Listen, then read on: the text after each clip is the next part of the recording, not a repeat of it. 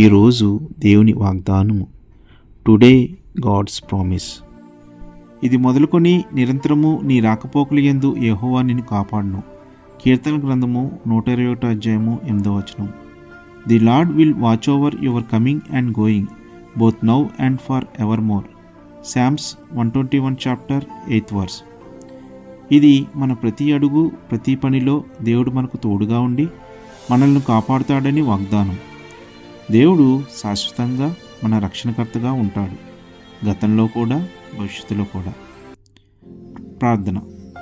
ప్రియమైన దేవ, నీ రక్షణకు, నీ అనిశ్చితమైన కాపాడుటకు మేము నీ కృతజ్ఞతలమయ్యాము.